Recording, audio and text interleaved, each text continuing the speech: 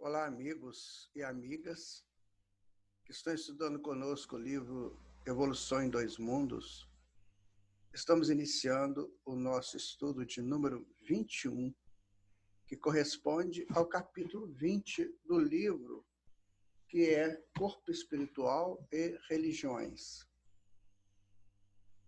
Importante sabermos sobre as nossas buscas religiosas, que já vêm desde o início da história do homem, por causa do sagrado, quando ele deixa os planos da irracionalidade, ele traz consigo toda uma estrutura do sagrado, porque foi ali, na natureza, que ele evoluiu até o homem. Então, esse sagrado está impregnado nele. Quando ele chega ao homem, ele quer saber quem que fez tudo. O que é tudo aquilo? Daí ele está impregnado ainda desse sagrado. E com a ajuda dos amigos espirituais, ele começa a estabelecer os seus cultos. O culto ao sagrado. Por longos milênios, ele busca esse sagrado dentro de si. Porém, com o tempo, ele vai perdendo, porque vai buscar a conquista do mundo. E o mundo, para ele, é muito rude, é muito brutal. E aos poucos ele vai perdendo essa história, essa conexão com o sagrado, para entrar nesse campo do profano. E daí surgem as opções religiosas das mais variadas, em cultos estranhos, em deuses tenebrosos, terríveis, que exigiam sangue, que exigiam vidas. E como ele não sabe direito o que significa isso, ele se entrega a essas buscas terríveis desses falsos deuses, essas criações mentais deles, de deuses, que eram simbolizadas por estátuas, ou por algum arbusto, alguma coisa que o valha. Ele foi perdendo esse contato com o seu sagrado. Aí veio a religião, que busca suas doutrinas, seus conceitos, seus dogmas, e ele se prende àquela religião. Até que chega um momento em que ele se liberta, começa a se libertar desse conceito de religião e busca uma outra religião, que é o materialismo. E muitos ficam fanatizados pelo materialismo, copiando o fanatismo do passado. E André Luiz, nesse estudo, vai nos falar sobre essas questões, e que a gente esteja atento às informações que o mentor tem para nos passar, para sermos orientados convenientemente e caminharmos com tranquilidade, com equilíbrio, agora em busca do Deus verdadeiro, o Deus real, nosso Pai, o nosso Criador. Então, que Ele nos ampare e nos proteja neste estudo, como tem sido nos outros, que ampare a equipe espiritual de André Luiz, o próprio André Luiz, que com tanto carinho, com tanta força, com tanta condição científica, moral, estrutural, nos trouxe esse livro. Em nome do Senhor Jesus, em nome da pleiade desses espíritos, que nós estamos iniciando, então, o nosso estudo de número 21, correspondendo ao capítulo 20 do livro Evolução em Dois Mundos. Então, vamos a eles. Vamos buscar, então, os nossos slides, né, para começarmos o nosso estudo de hoje. Né? Então, no primeiro momento, aqui está, né, ainda a primeira parte, né, o Evolução em Dois Mundos, André Luiz, Chico Xavier, Valdo Vieira, primeira parte, capítulo 20, estudo 21 de 28, Corpo Espiritual e Religiões. Nós, na nossa síntese, colocamos: somos guardados. Sim, porque independente dos nossos conceitos religiosos, nós estamos guardados pela proteção divina de Deus, que é o nosso Pai. Quando a gente entende isso, a vida passa a ter um outro sentido. É o sentido do eu sou. O que veremos nesse estudo? Os tópicos serão o seguinte: olha, responsabilidade e consciência, atividade religiosa, enxerto revitalizador, religião egipciana, missão de Moisés, os 10 mandamentos, Jesus e a religião e revivescência do cristianismo. São esses 8 tópicos que nós veremos neste estudo. Vamos observar que aquela fase do livro em que André comentava sobre a evolução através da formação do corpo físico, da expansão da mônada, aquelas estruturas orgânicas, a estrutura cerebral, aquela estrutura do sistema nervoso, dos outros órgãos, aquilo já foi passado. Agora, André vai falar muito sobre a estrutura espiritual mesmo. O homem ou ser perante a realeza divina. É o nosso estudo de hoje. Mas antes de começarmos, gostaríamos de falar para vocês um poema que, na verdade, é uma soltura. Quantas vezes nós estamos presos uns aos outros indebitamente? E, às vezes, precisamos caminhar juntos, não jungidos. O poema se chama Em Suas Mãos. Em suas mãos depositei os meus sonhos, num passado tão farto de esperanças. Não, eu não estou fazendo alegorias. Estou em busca da coerência, querendo encontrar, buscando, marcando o tempo, em jogos vagos do olhar. De que são feitos os meus sonhos? Fantasias, ilusões, quimeras? Ou já posso viajar com os pés no chão, braço firme no timão, navegador racional?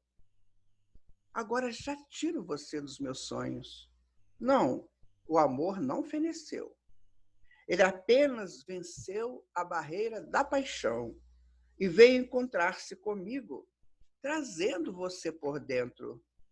Continuo crendo no amor, nosso amor, mesmo vendo que o seu universo é difuso, que você voa feito mariposa, em torno e em busca da luz, chegando e saindo da luz.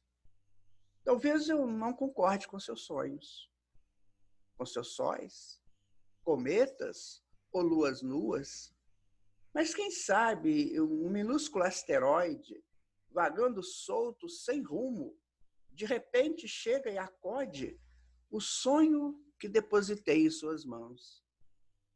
Eu subi no topo da vida e me vi lá embaixo, na estrada que ainda segue. Sentei-me na pedra lascada, marcada do tempo, querendo contar tantos segredos. Confidenciei meus projetos ao inseto incomum que passava, e ele tirou de mim minúsculas gotas de sangue que doei sem reclamar. Depois voou, satisfeito, e vi que voar faz o homem feliz. Então eu voltei a sonhar, não por inteiro em suas mãos, ou querendo retê-las nas minhas, mas mãos nas mãos, calor, afago, afeto, amor no caminho certo, vulcão temperado, chama contida, mão de veludo brotando sorrido, acalmando a libido. E vi que somente esse amor me faz coerente. E com ele é possível sonhar e tocar suas mãos e me deixar envolvido por elas.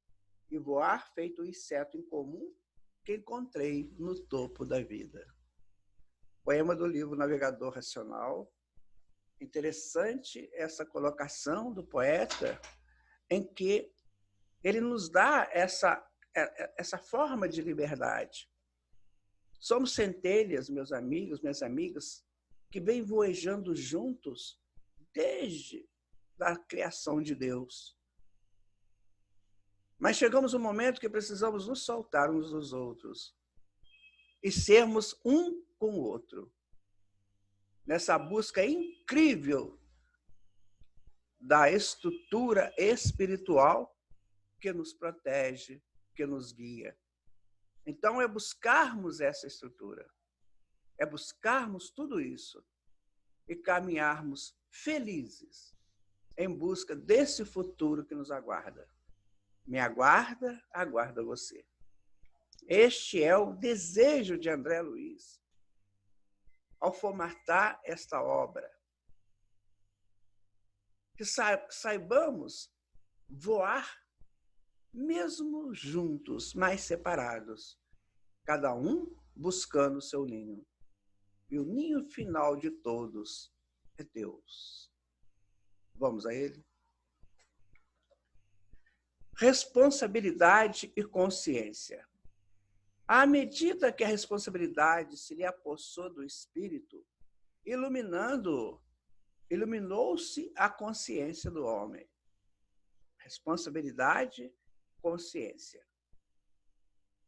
Muitos necessitam ainda chegar nesse ponto, mas muitos já chegaram.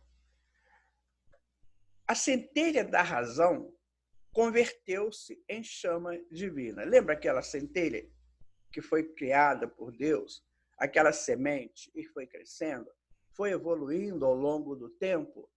Chega uma hora que ela se torna chama divina, que se torna Cristo, o Cristo expandido.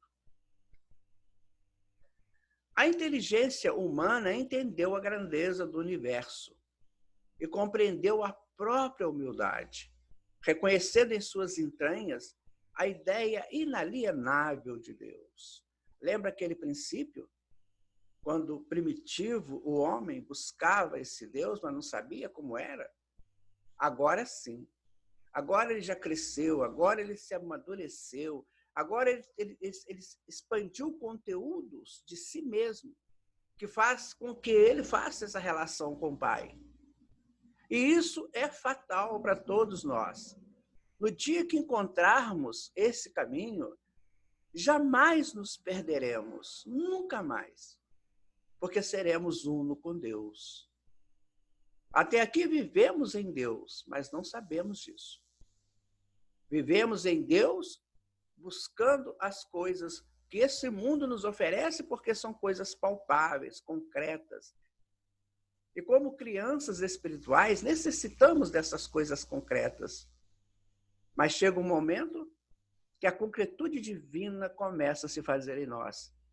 Então, a essência de Deus passa a ser concreta em cada um de nós. Conduzindo-se, então, de modo racional, experimentou profundas transformações. Agora ele não é mais a criança, agora já é aquele que vai chegando para a maturidade. Assim como na adolescência, quantas transformações acontecem no corpo do adolescente, na psique do adolescente. Ele começa a ver agora o mundo sem as fantasias da infância. Agora ele começa a buscar o mundo na sua realidade. Quanto custa cada coisa? Quanto custa ganhar para ter cada coisa? Quanto custa um passeio que ele quer muito que os seus pais lhe dê? Quanto custa isso? Quanto custa aquilo? E quanto de envolvimento terno está em torno dele? Ele começa a se conhecer, começa a se apalpar, começa a se sentir, porque na infância não lhe era possível. Assim também nós. À medida que vamos crescendo espiritualmente, começamos a sentir mais a brisa. E essa brisa não é um ventinho, é algo que nos penetra e que nos faz sentir melhores. Percebe nesse departamento, ou nesse despertamento, que além das operações vulgares da nutrição e da reprodução, da vigília e do repouso, que são as bases da sobrevivência, a sobrevivência só faz isso. Come, reproduz, dorme, faz um servicinho. Estímulos interiores inelutáveis Trabalham-lhe o âmago do ser. Por que interiores? Porque vem da mônada, expandindo, do reino de Deus expandindo nele. Plasmando-lhe o caráter e o senso moral, em que a intuição se amplia, segundo as aquisições de conhecimento, em que a atividade se converte em amor. Porque ele começa a penetrar nas altas frequências dessa energia.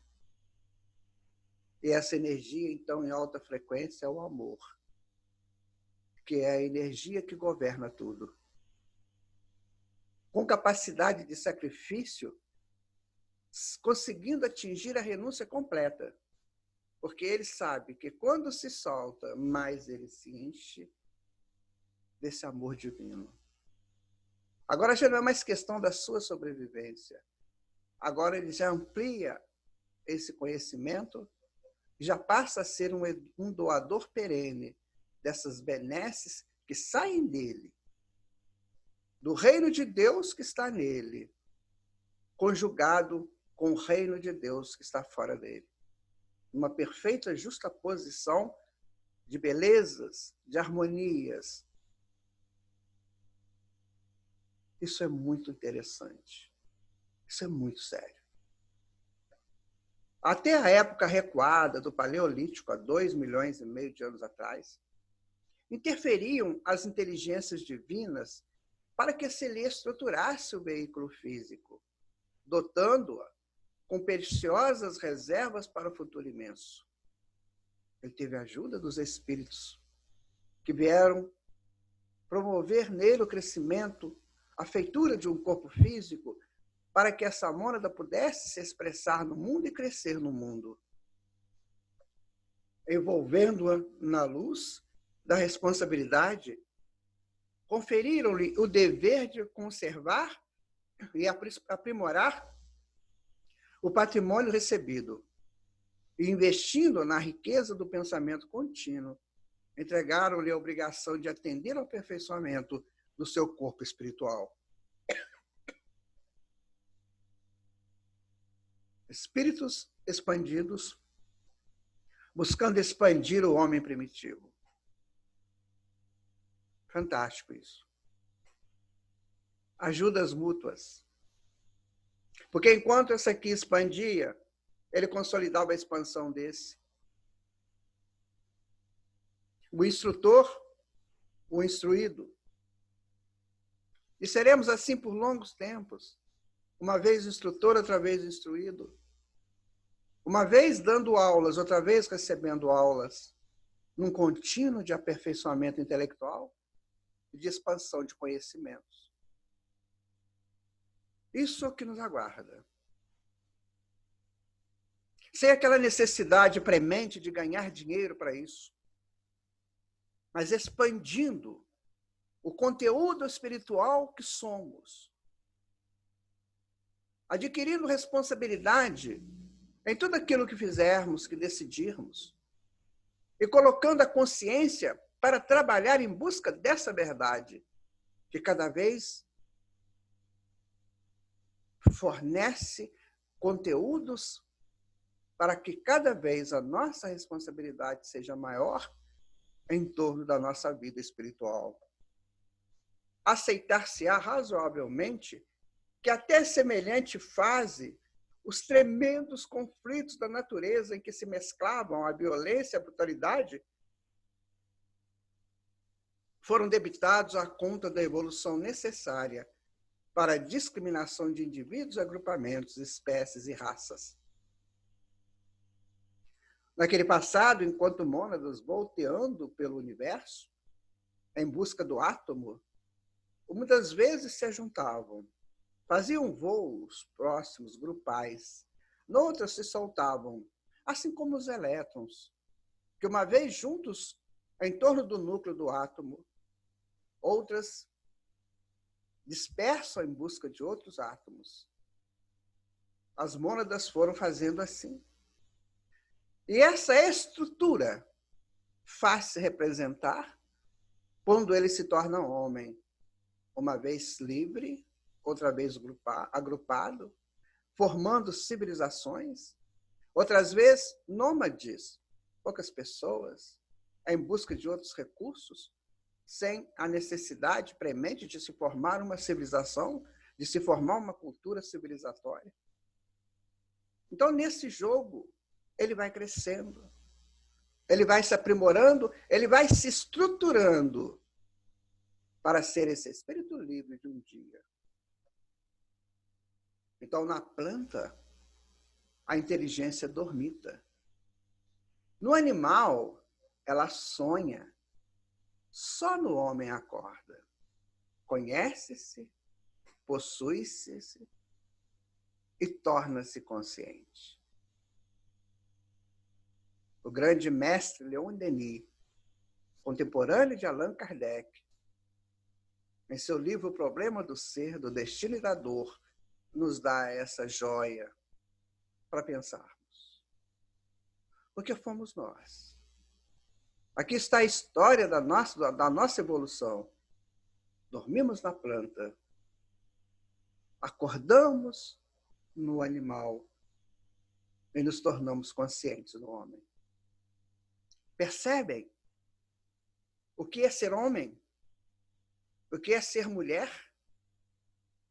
Como que vai muito além de tudo aquilo que nós até agora tínhamos de conceitos por conteúdos da nossa espécie? Como isso se torna mais real, mais ampliado, mais forte, mais luz, mais estrutura?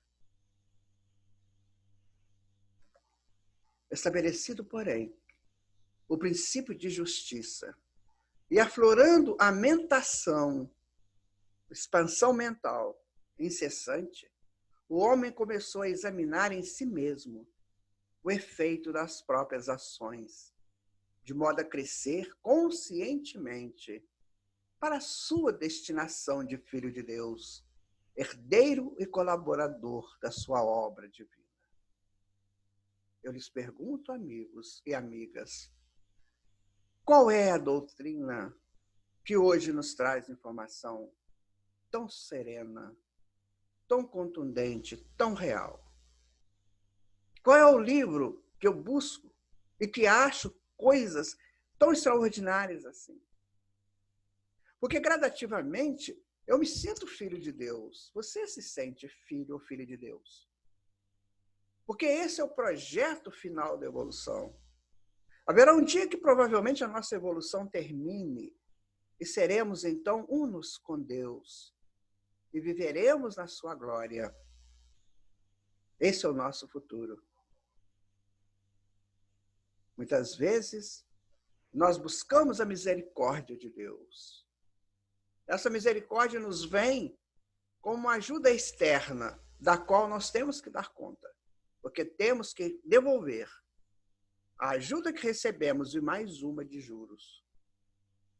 Depois nós vivemos na graça de Deus, que é como a gente abrisse assim o coração e começássemos a buscar esse Deus, vivendo alternado entre o homem e Deus, entre as graças humanas e as graças divinas. Mas chega o momento que vamos viver na glória de Deus, onde nós deixaremos as fases, essas fases que nos fez chegar até aqui, fases anteriores, para nos tornarmos plenos e glorificados por Deus. É o nosso destino. Espicaçalha-se-lhe, então, a curiosidade construtiva. Quando você chega na esquina da sua evolução e você olha lá no fundo, uma galáxia magnífica, linda, de contornos que a sua mente não sabe definir, tampouco a minha. E você tem uma curiosidade imensa. Que vida se leva ali? Que luzes são aquelas? Que estruturas são aquelas outras? E é nessa curiosidade que vamos crescendo. Vamos saindo do terreiro da nossa casa, da nossa mente obscura, para a grandiosidade do universo. Pela curiosidade construtiva, A curiosidade que nos leva ao conhecimento do bem, do amor e de Deus.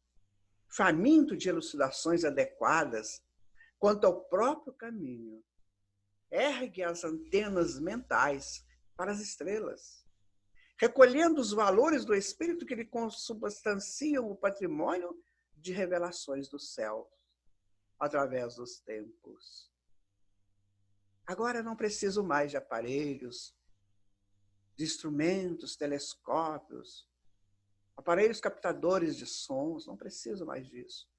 Eu sou a criatura capaz de perceber tudo isso. E o meu caminho é o meu caminho, o seu é o seu. E vamos juntos, volteando, mas juntos. Mãos nas mãos, mas nunca grudados. Sempre soltos, sempre livres, onde o seu volteio é para mim motivo de felicidade e o meu é para você motivo de glórias. Almas livres, soltas, em busca desse futuro que pertence a cada um de nós. Era necessário satisfazer ao acrisolamento do seu veículo sutil na essência íntima, assegurando-lhe o transformismo anímico, revesti-lo de luminosidade e beleza e apurar-lhe os princípios para que, além do augusto círculo humano, pudesse retratar a glória dos planos inferiores. Nessa busca da espiral, nessa volta à espiral, eu percebo a necessidade de tudo aquilo que eu vivi, de todas aquelas formas, o besouro, a mariposa, o canguru, o boi, o mamute, o leão, o tigre. Agora eu entendo que ali a alma começou a se soltar para um dia buscar essa glória real dos planos superiores, trazendo em si os conteúdos daqueles esforços do passado e as belezas de cada avanço que foi tendo. É assim. Para isso, o pensamento reclamava orientação educativa, de modo a despojar-se da espessa sedimentação de animalidade que lhe presidia os impulsos. Era necessário soltar da casca, assim como aquela lagarta soltar da puba, para transformar-se numa borboleta magnífica. Só que agora, não mais uma borboleta que não pensa, que nem sabe da beleza que é, mas agora como espíritos livres, a transitar livremente pelo universo. Este é o fim de todos nós. Exigia-se-lhe a depuração da atmosfera vital, imprescindível a assimilação da influência divina, era necessário limpar a mente de tantas coisas negativas ali estabelecidas, motivadas pelo orgulho, pelo egoísmo, pelas invigilâncias, pelo ciúme, por tudo aquilo de traição, por tudo aquilo de interesse pessoal, que prendia a mônada naquela estrutura mental e não permitia que o coração sublime se expandisse. Então era preciso passar por aquela fase para que ele começasse, de fato, a buscar a influência divina. Os ares da divindade. Os ares da divindade vêm como a brisa, a princípio, que nos convida. Depois ela vem como um vento um pouco mais forte. E depois vem como uma torrente que nos leva para os braços de Deus. E a atividade religiosa nasceu por instinto mundial de higiene da alma, traçando ao homem diretrizes à nutrição psíquica, de vez que pela própria respiração exterioriza os produtos que elabora na usina mental em forma de eflúvios eletromagnéticos, nos quais se lhe corporificam em movimento os reflexos dominantes, influenciando o ambiente e sendo por ele influenciado. Naquele momento, a religião passa a ser um produto de higienização da alma, porque eu passo a conhecer o divino que está por vir. E quando, entendendo isso, eu começo a me limpar mentalmente, quando eu sinto que pelo Evangelho de Jesus eu posso buscar outros caminhos, e pelo próprio Evangelho eu começo a me higienizar mentalmente, mudar meus sentimentos, mudar meus pensamentos, minhas palavras, minhas ações, e crescer nessa purificação de mim mesmo, que é um trabalho meu, que é um trabalho que me pertence realizar. Então, eu vou influenciando esses ambientes com a minha nova presença. E, ao mesmo tempo, me influencio deles, porque eu sempre busco pares que estão nesse mesmo conteúdo, nesse mesmo desejo, nessa mesma possibilidade harmonizatória. A ciência médica, que é rica de experimentação e de lógica, surgiria para corresponder às necessidades do corpo físico. Mas a tarefa religiosa viria ao encontro das civilizações, plena de inspiração e disciplina, patrocinando a orientação do corpo espiritual em seu necessário refinamento. E eu me lembro, você se lembra, nós nos lembramos, daquelas épocas em que levantávamos pela manhã, vestíamos as nossas melhores roupas. As moças pegavam suas sombrinhas de sedas, as suas bolsas maravilhosas, os seus sapatos ternos, e caminhavam solenemente para o templo religioso. Assim também os moços vestiam suas roupas mais elegantes, porque era o dia do Senhor, era Domini, era o dia do nosso Mestre, era o dia de Deus, nosso Pai. E ali naquele templo, olhávamos para aquele contexto, para toda aquela estrutura que ali se encontrava, e de um momento, nem que seja fugidio, elevávamos os nossos pensamentos àquilo que era por nós desconhecido.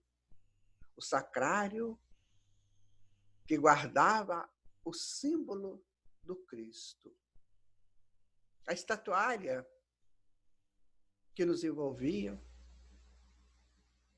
E ali, por um momento, buscávamos essa disciplina. Os cultos, os ritos nos prendiam às informações. E ficávamos, muitas vezes, embevecidos. Porque a espiritualidade nos rodeava, nos amparava, nos convidava a uma vida melhor.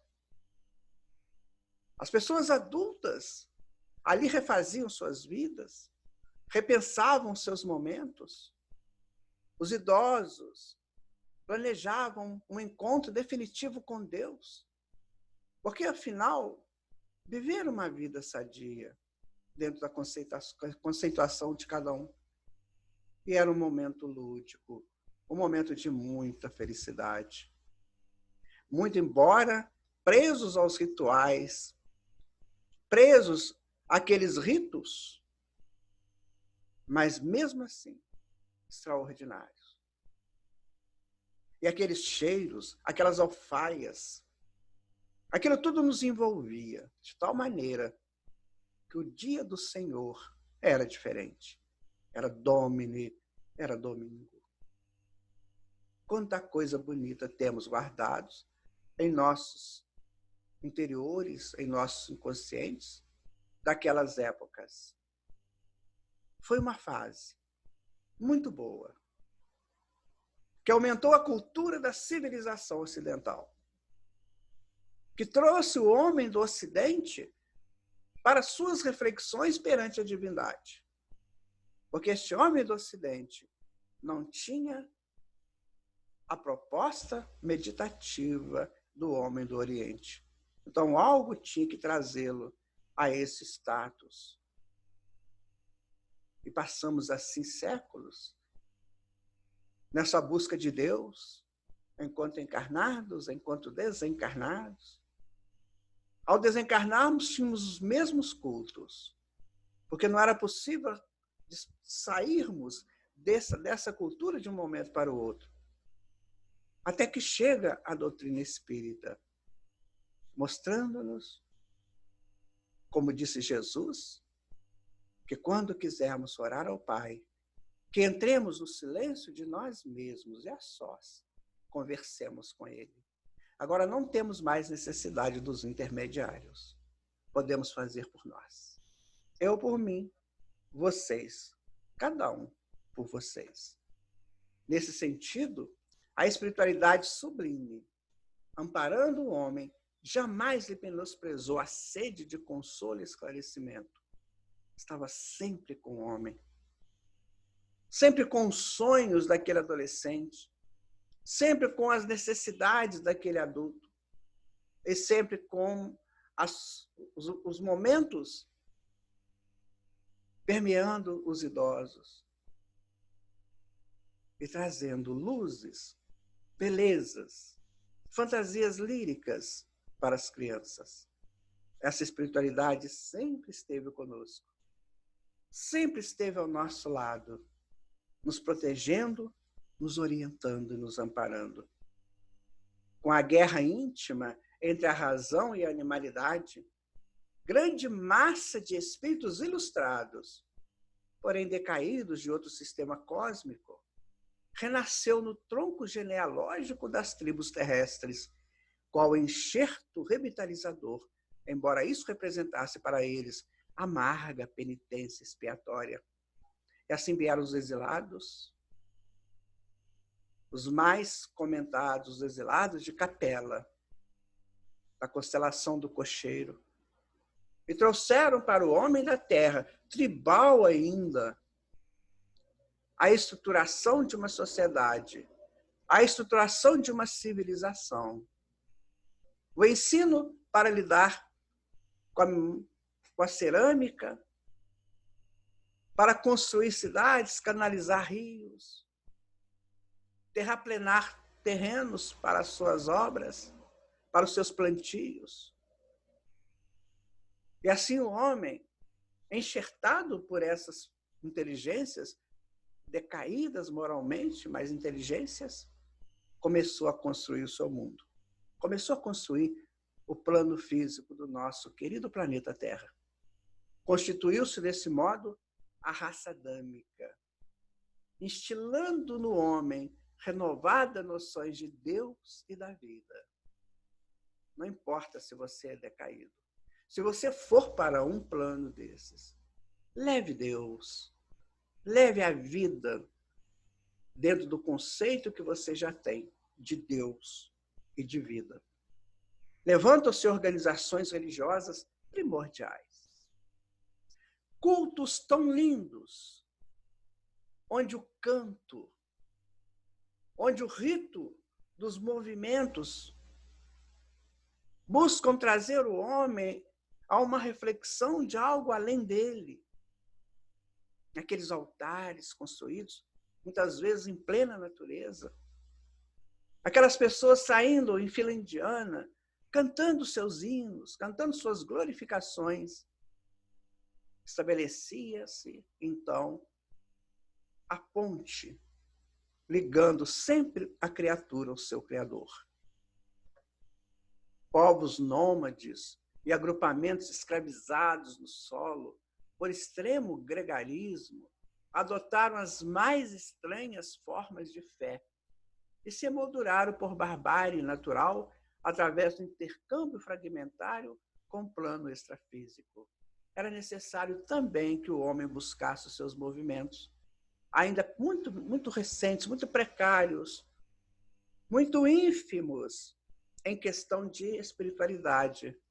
Mas ele fazia isso nesse jogo do plano físico com o extrafísico, onde o homem, como um todo, crescia nas suas propostas de divinização futura. A importância da religião em nossas vidas.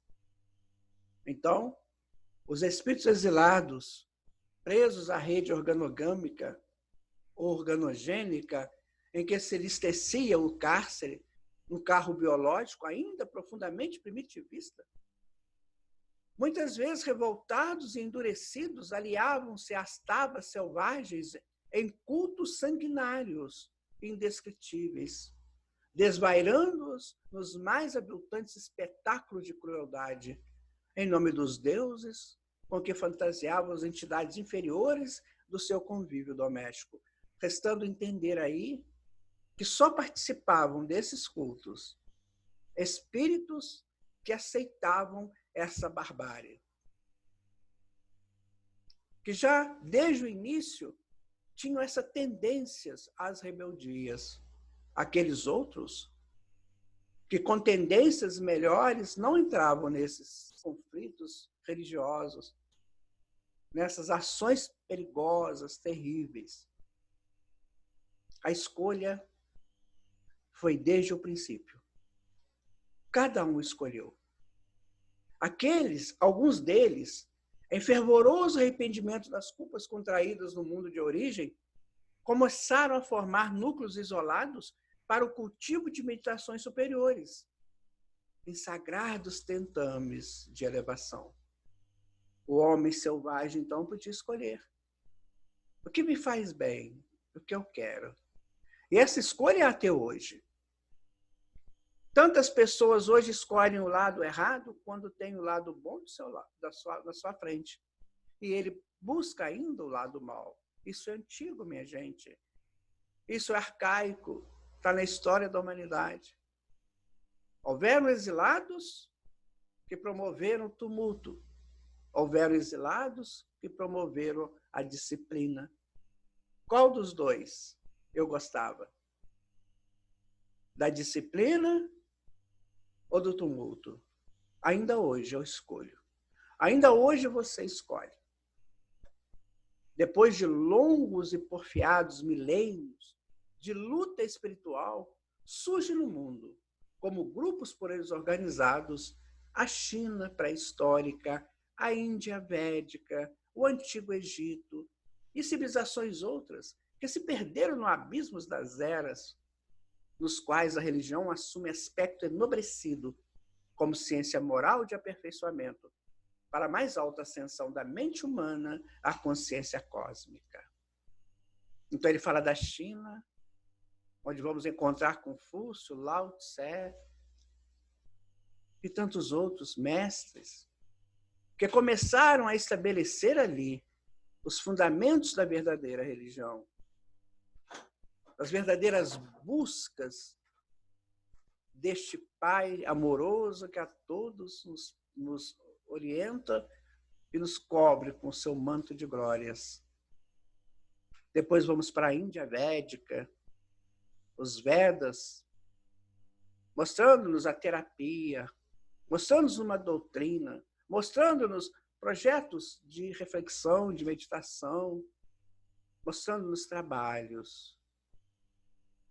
O Antigo Egito, com todas as suas escolas extraordinárias, escola de reencarnação, escola de mediunidade, escola de astronomia, escola de psicologia, escolas de convívios sociais, escolas e mais escolas ao longo do Rio Nilo. E ali aprendíamos como era bom estar naquelas escolas. Muitos espíritos exilados dali saíram para a volta ao seu planeta de origem. E outras civilizações também, grandes civilizações, os celtas, as civilizações que permearam o lado norte do Mediterrâneo, a Capadócia, a Anatólia como um todo. Muitas vezes pequenas civilizações, outras vezes maiores civilizações. E assim, nós fomos vivendo, fomos aprendendo. E em todas elas, a religião assume aspecto muito nobre, como ciência moral de aperfeiçoamento, para a mais alta ascensão da mente humana à consciência cósmica. E aqui não podemos deixar de falar da extraordinária biblioteca de Alexandria, onde Hipátia e tantos outros mestres criaram rolos, milhares de pergaminhos,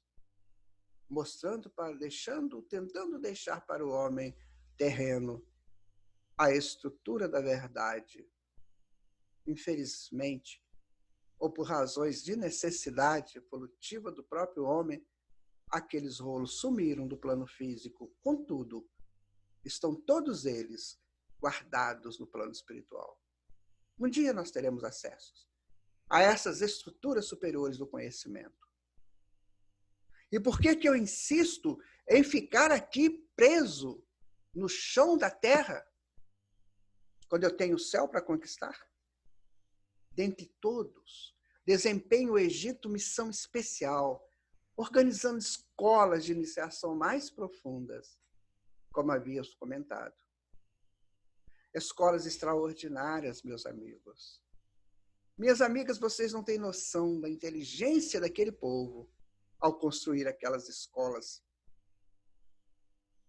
Cada escola daquela abrigava até 2.000 pessoas que ali viviam, estudando e aprendendo a conviver, passando informações, se preparando para outros momentos, para outros voos. Muitos deles retornaram para a sua pátria de origem, mas tantos outros ficaram aqui, enxertando o homem, a humanidade com seus conhecimentos sublimes. E vamos encontrá-los ao longo dos séculos. É interessante tudo isso. Essa escola de aprendizagem, de disciplina, de harmonia, de crescimento, onde aquilo que é fútil não vale. Não tem lugar. Só tem lugar o conhecimento avançado. Este que a doutrina espírita está resgatando para o homem, conhecimentos avançados. Em obediência aos requisitos da crença popular, herdeira intransigente das fixações mitológicas, mantém o sacerdócio cultos diversos a deuses vários, nas manifestações esotéricas dos templos descerrados ao povo. O homem vulgar ainda não tinha condições de entender aquela grandiosidade dos conteúdos egípcios. Então, os sacerdotes tinham que fazer aqueles cultos para gradativamente chamar aquele homem aos seus conteúdos de religiosidade. Por isso, disse erroneamente que a civilização egípcia era politeísta. Não. Ela era monoteísta. Os grandes, os sábios, os sacerdotes acreditavam num Deus único. Mas aquele povo que vinha de tão longe, que vinha de outras regiões, do norte, do sul, do leste, do oeste, ainda não tinha conteúdos espirituais dilatados para entender o monoteísmo. Então, era preciso, de alguma maneira, chamá-los para essa realidade. O faziam pelos seus conteúdos ainda de mitologias. Mitologia essa que Sócrates praticamente vai dar um fim na sua extensão de dominação, quando ele cria o Logos, quando ele manda o povo pensar, refletir, raciocinar. Então, a civilização egípcia, gradativamente, ela vai instruindo aquelas pessoas que aportam aos seus territórios. O lar e a escola, a agricultura e o comércio, as indústrias e as artes, possuem gênios especiais que os presidem. Na verdade, eram escolas. Escolas que ensinavam a plantar, que ensinavam as leis do comércio, as indústrias, o fabrico das coisas e as artes, que sempre esteve presente como a grande argamassa ao unir ciência, filosofia e religião. Em nome da convicção vulgar, mas na intimidade do santuário, o monoteísmo dirige a implantação da fé. Começamos agora a buscar esse Deus único. As fases mitológicas que começaram na Suméria há mais ou menos 6.000 anos atrás, e praticamente tem o seu fim determinado por Sócrates há 2.500 anos atrás, na Grécia, começa a dar lugar, então, ao homem de raciocínio, à reflexão. E aqueles passados nossos, construindo os nossos corpos físicos, construindo, expandindo a mônada, agora começa a trabalhar a expansão do espírito. Porque o corpo já está consolidado, agora é o espírito que precisa expandir. Então, essas civilizações se nos apresentaram como grandes propostas de escolas. E lá fomos nós. Uma vez plantando, outra vez fabricando, outra vez comercializando, outra vez sendo artistas, em volteios extraordinários dentro das nossas conquistas espirituais. A unidade de Deus é o alicerce de toda a religião egipciana em sua feição superior. O grande André Luiz aqui nos deixa essa certeza que o Egito não foi politeísta, como muitos pregam até hoje. Ele teve a sua fase de ajuda aos espíritos ainda cheios de mitologias. Ele não podia falar de um Deus único quando aqueles espíritos chegavam cheios de deuses. Gradativamente, eles iam inserindo aquelas pessoas em suas escolas monoteístas. Se você quer conhecer o Egito, conheça o Egito monoteísta, porque esse é o Egito real. Para ela, os atributos divinos são a vontade sábia e poderosa, a liberdade, a grandeza, a magnanimidade incansável, o amor infinito e a imortalidade. Eram as escolas do Egito. Agora nós começamos a conhecer um pouquinho mais do Egito. Liberdade, magnanimidade, amor infinito e imortalidade. Por que eles construíam escolas de astronomia? Para quê? Para traçar constelações? Não. Para buscar a essência da imortalidade. Em síntese, acredita que Deus plasmou seus próprios membros, que são os deuses conhecidos. Cada um desses deuses secundários pode ser tomado como sendo análogo ao Deus divino, ao Deus único, e cada um deles pode formar um tipo novo, do qual se irradiam por vez, pelo mesmo processo, outros tipos de deuses inferiores. Então, começamos a entender o que é a mitologia, começamos a entender o que é o politeísmo. É como se aqueles deuses fossem membros do Deus único a ajudar o povo.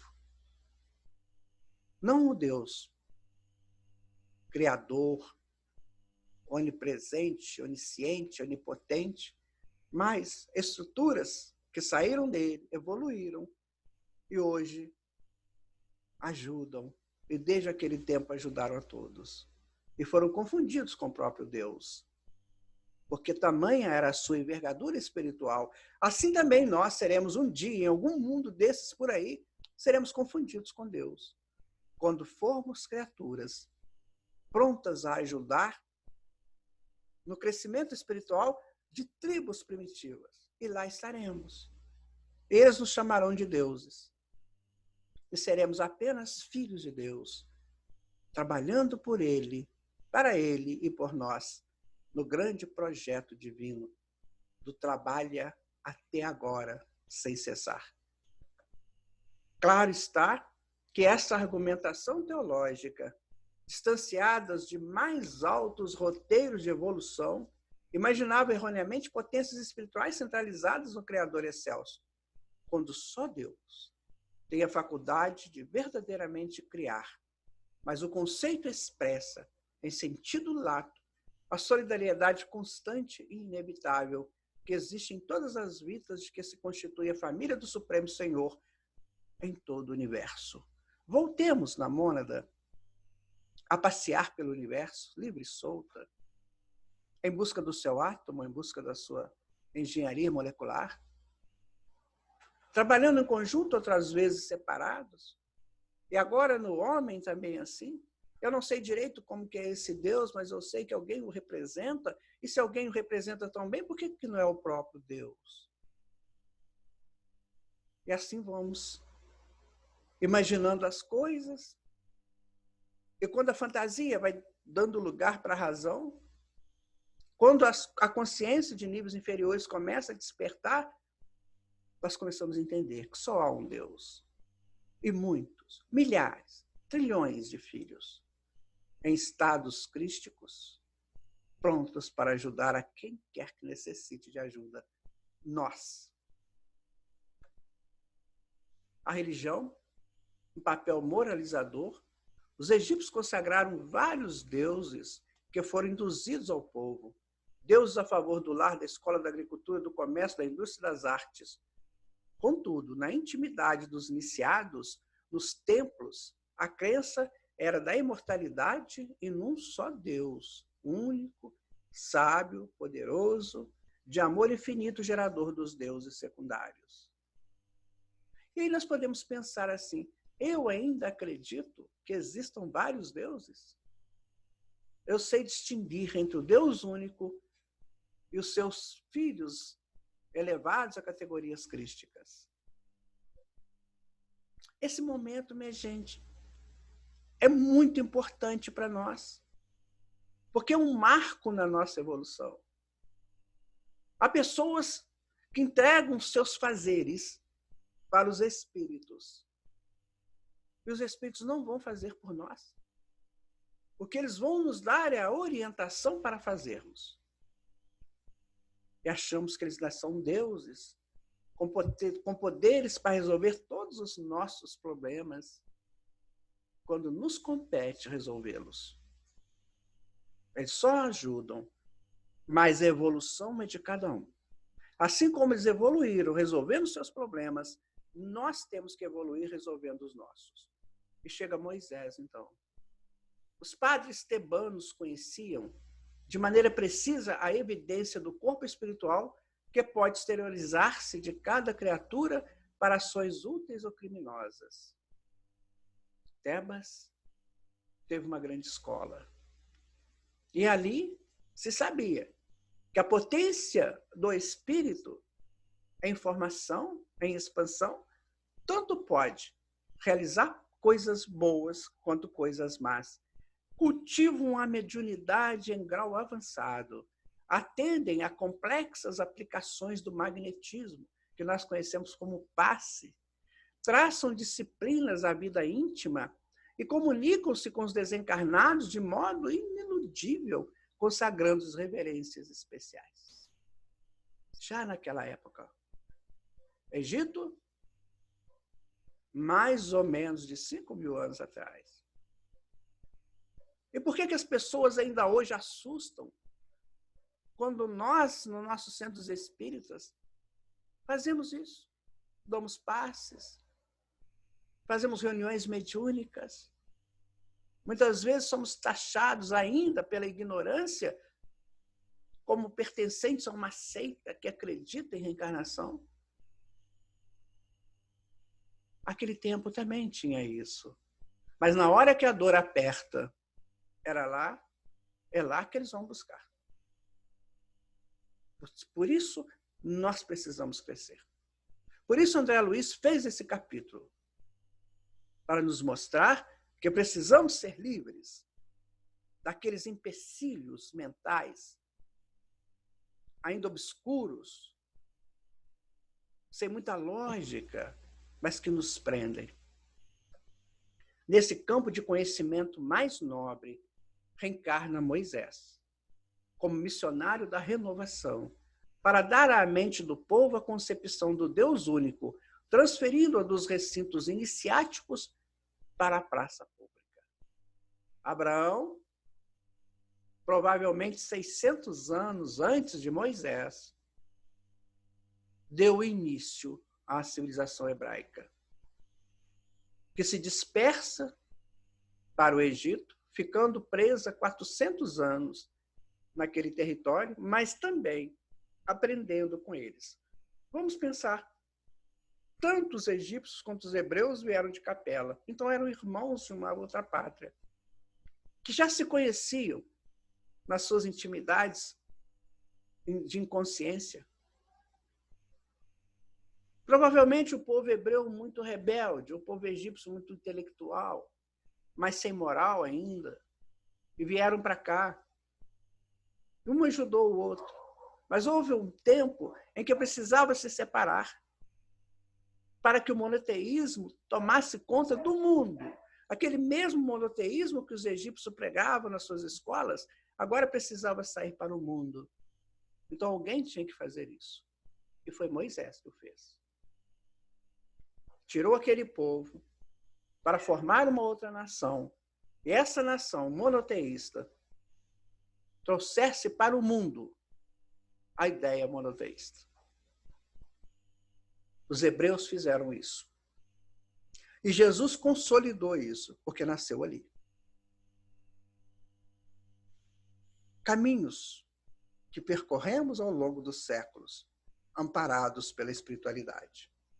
Entretanto, porque a evolução dos princípios religiosos implica sempre em levantamento de costumes, com a elevação da alma, o desbravador enfrenta batalhas terríveis do pensamento acomodado aos circuitos da tradição, em que as classes se exploram mutuamente, agravando assim os próprios compromissos, para afinal receber os fundamentos da lei no Sinai. Quantas vezes nós nos aglomeramos e ficamos presos a monoideias? Quantas vezes a nossa civilização do presente não quer levantar, não quer sacudir o pó da estrada e fica acomodada a tradições? Ah, mas a minha família era assim. Meu pai, meu avô, meu bisavô. Coitado. Talvez ele é mesmo o próprio bisavô dele, que precisa levantar-se. A doutrina espírita é esse potencial que nos faz levantar, deixar as tradições e buscar um caminho novo. E aí chega um monte. E nesse monte, no alto, na envergadura da altura, nós recebemos Deus e suas leis. Desde essa hora, o conhecimento religioso, baseado na justiça cósmica, generaliza-se no âmago das nações. Porquanto, através da mensagem de Moisés, informa-se o homem comum de que perante Deus, o Senhor do universo e da vida, é obrigado a respeitar os direitos dos semelhantes, para que seja igualmente respeitado, reconhecendo que ele e o próximo são irmãos entre si, filhos de um pai único. Não matar, não roubar, amar a Deus sobre todas as coisas, honrar pai e mãe, não desejar a mulher do próximo ou o marido da próxima, estar em paz consigo. Fundamentos, fragmentos da sublime mensagem do Sinai. A religião passa, desse modo, a atuar em sentido direto no acrisolamento do corpo espiritual para a vida maior, através da educação dos hábitos humanos a se depurarem no cadinho dos séculos, preparando a chegada do Cristo, governador espiritual da Terra.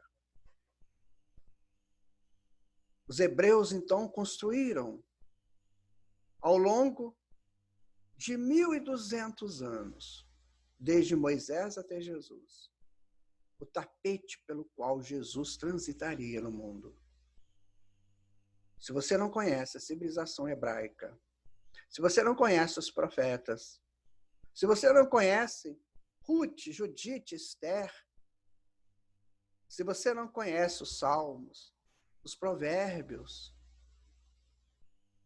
a construção, reconstrução do Templo de Jerusalém, se você não conhece o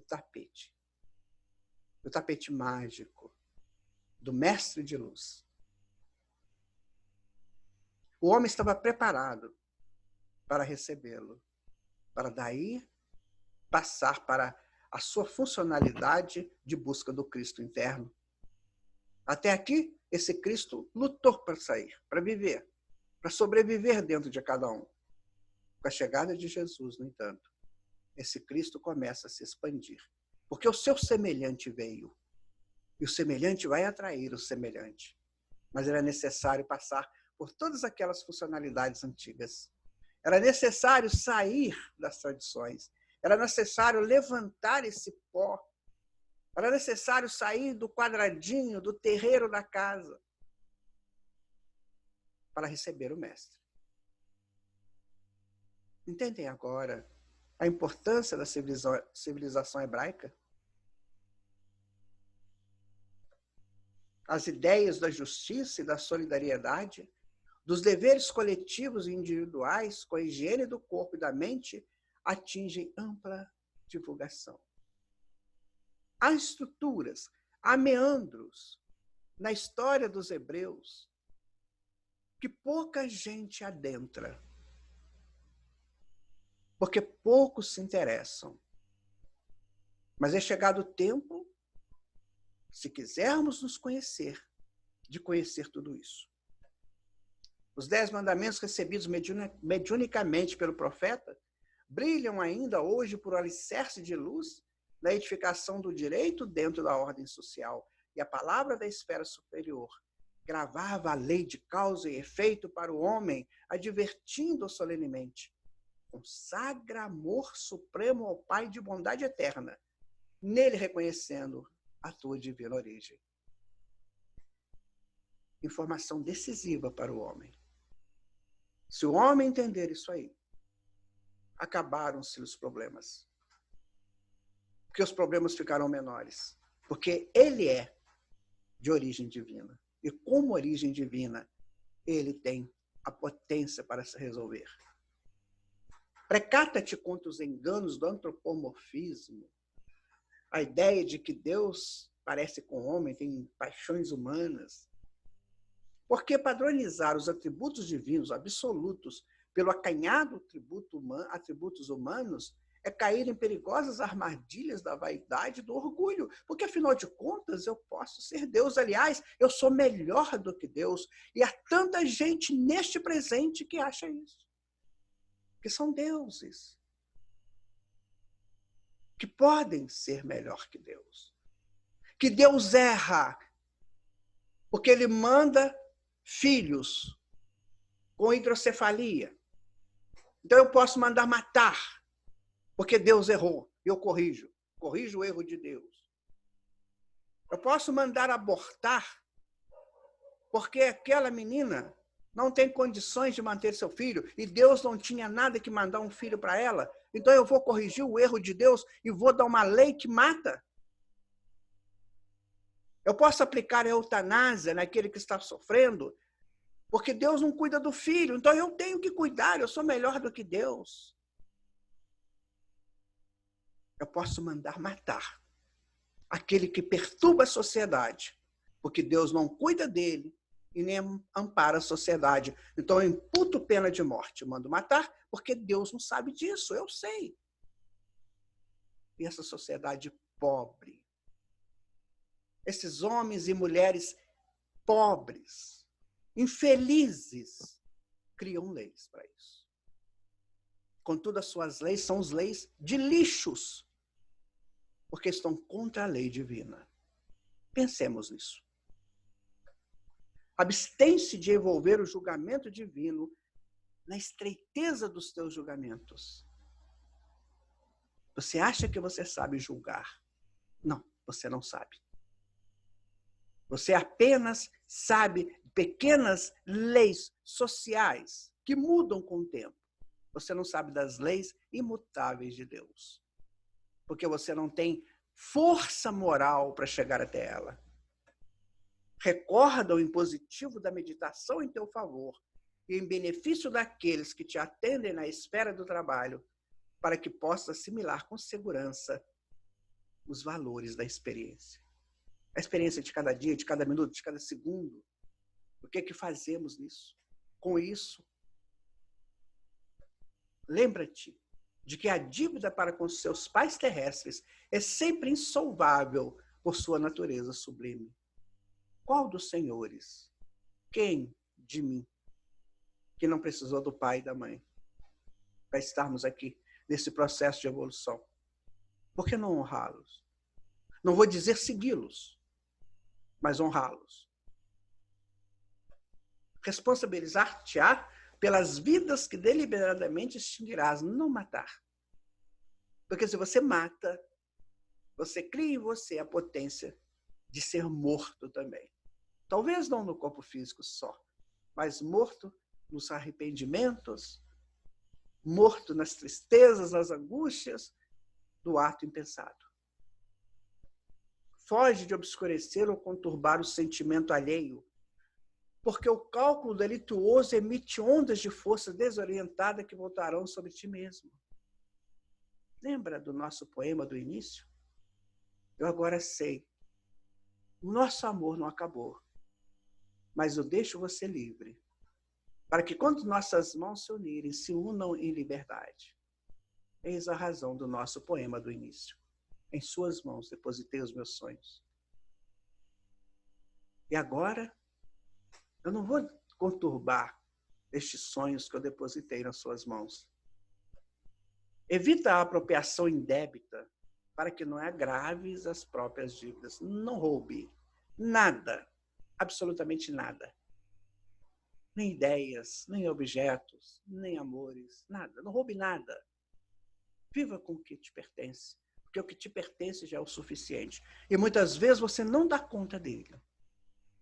Desterra de teus lábios toda palavra dolosa, a fim de que não transforme um dia em tropeço para os teus pés.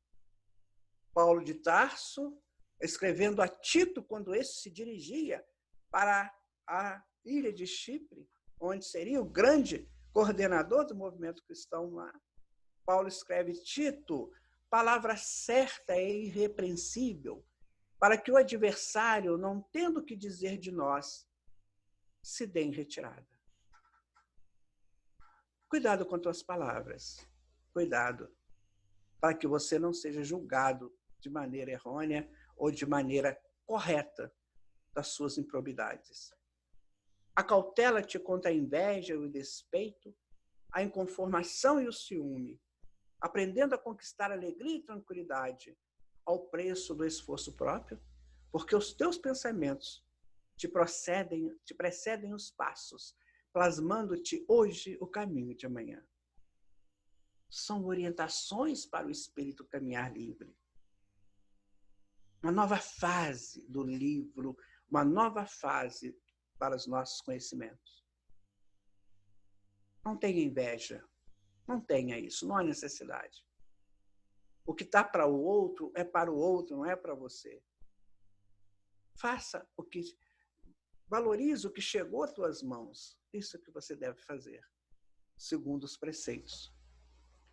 Então, as tábuas se tornaram um símbolo da humanidade. Até hoje cultuada, com certeza serão cultuadas ao longo do tempo. E o Jesus e a religião, então, surgem. Com Jesus, no entanto, a religião como sistema educativo alcança eminência inimaginável.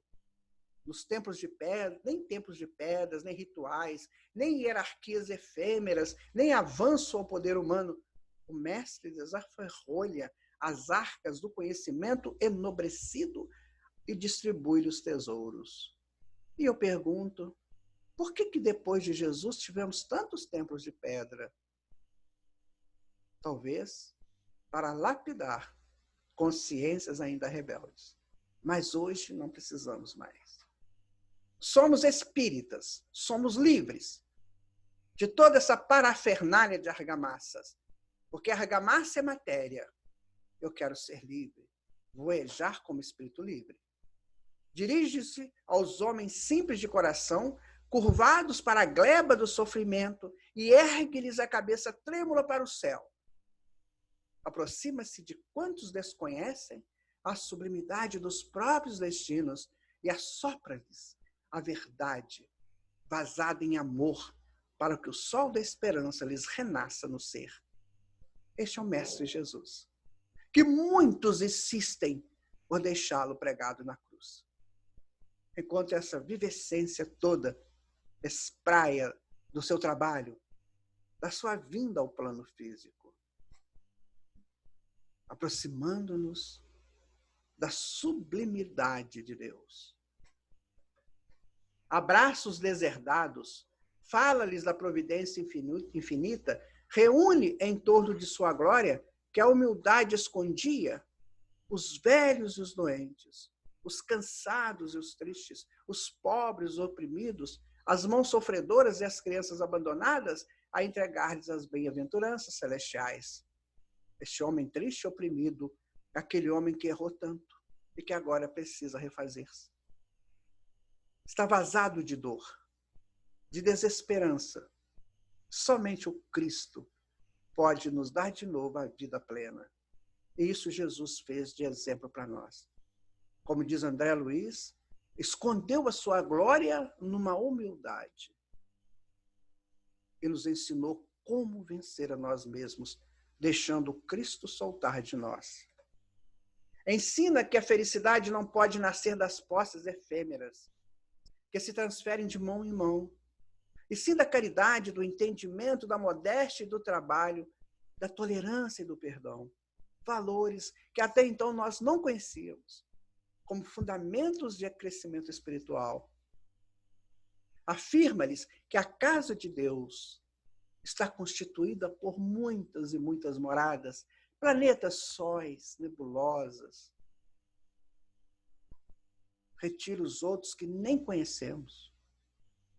Isso nos mundos que enxameiam o firmamento e que o homem deve nascer de novo para progredir na sabedoria divina. Proclama que a morte não existe e que a criação é beleza e segurança, alegria e vitória em plena imortalidade. Quando deixarmos as agruras da morte, quando deixarmos de ser pessoas mortais, só aí, então, entenderemos a glória divina da imortalidade. E aí ele se faz sempre presente, esfuziante de luz, a nos convidar para ele, para que nós, Cristos internos, possamos também expandir, pelas revelações com que vence a superstição e o crime, a violência e a perversidade, paga na cruz o imposto de extremo sacrifício aos preconceitos humanos, que lhe não perdoam a soberana grandeza, mas reaparecendo redivivo para a mesma humanidade que os escarnecera e crucificara. Desvenda-lhe um novo cântico de humildade, a excelsitude de vida eterna. Quando todos pensavam que ele estava morto, preso na cruz, ele ressurge. Ele ressurge para mostrar que a vida é plena, que a vida é eterna. E aqueles que o viram com naturalidade, conversaram com ele com naturalidade, porque é natural a permanência da vida em todos os seus aspectos.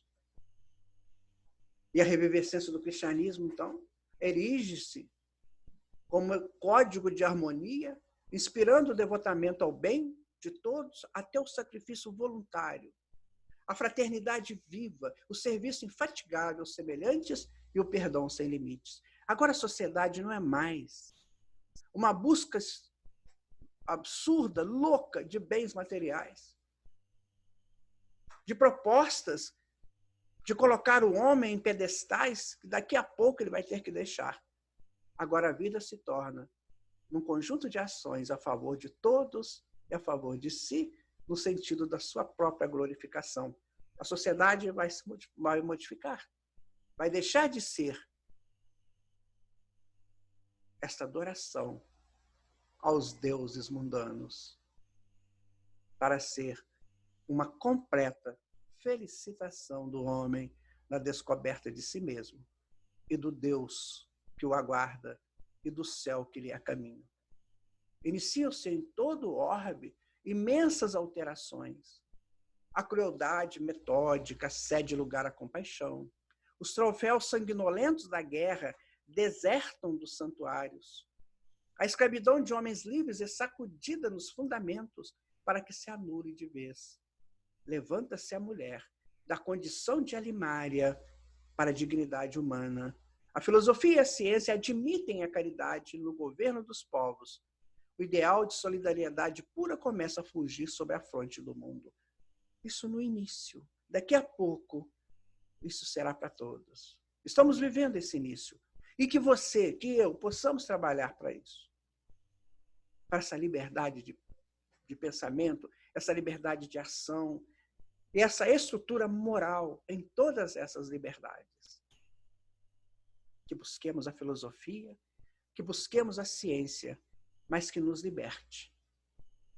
Dentro da nossa estrutura de espíritos livres, porque criados por Deus.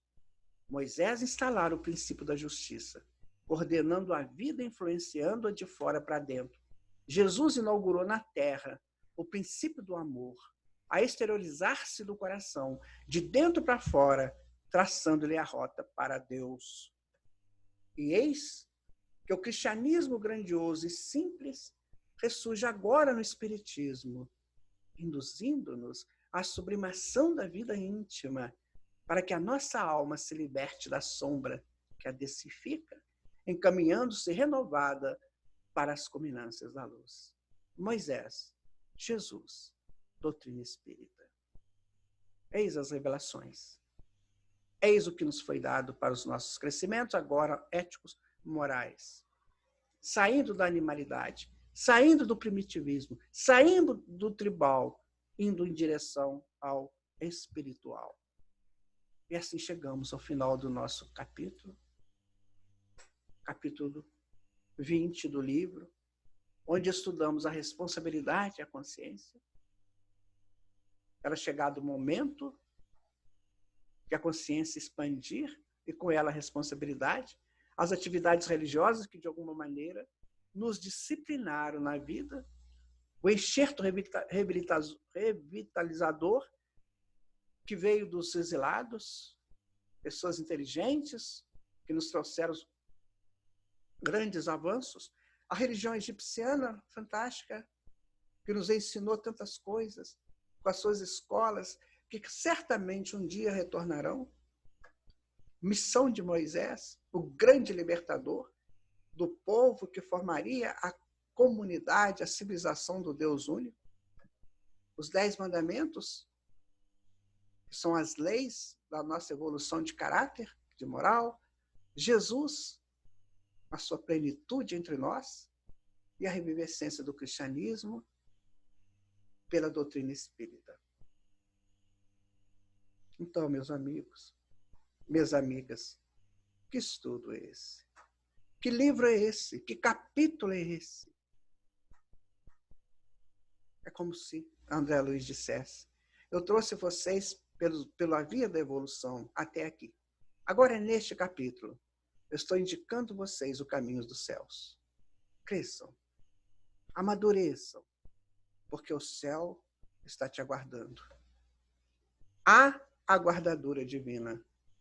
Nela, todos estamos inseridos. O Pai nos guarda e o Filho também.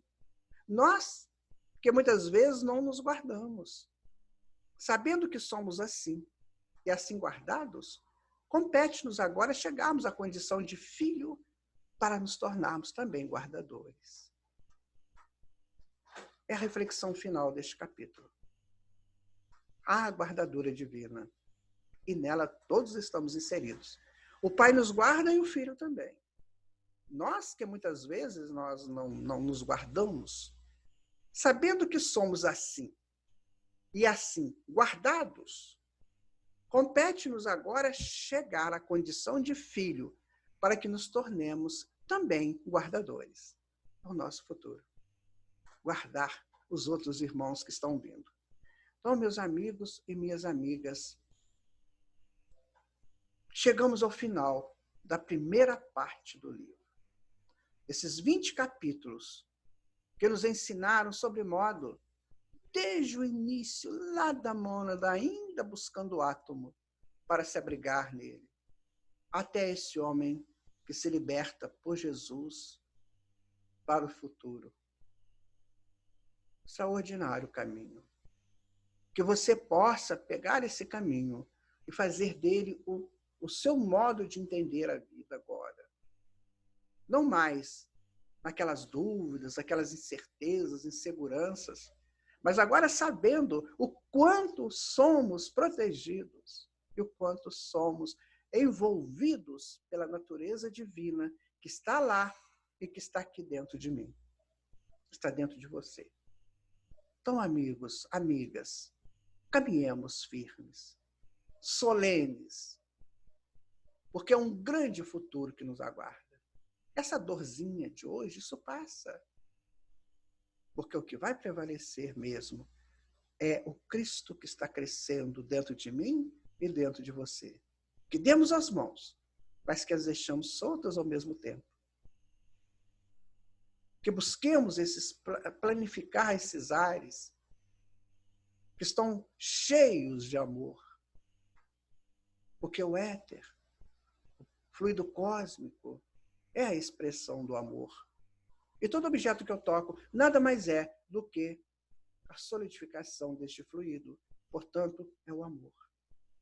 Cada objeto é um amor. Que eu saiba disso e viva isso. Cada pessoa é o amor, já em projetos maiores. Que eu as respeite. Que eu as tenha como companheiros e companheiras de evolução. Porque elas fizeram muito para chegar até onde chegaram, assim como eu também fiz. Que possamos nos amar profundamente. O amor que liberta, o amor que constrói. Não o amor que faz do outro objeto, mas esse amor que estua para a plenitude de cada ser. Obrigado por esses 20 capítulos. Ainda teremos mais 20. Agora condensados, porque são menores, mas que estejamos sempre juntos, nessa busca da plenitude do ser. Jesus abençoe você, seu lar, sua vida, e te dê uma orientação cada vez maior, para que cada vez maior eu te veja grande. Muita paz, muita harmonia. Até o nosso próximo estudo.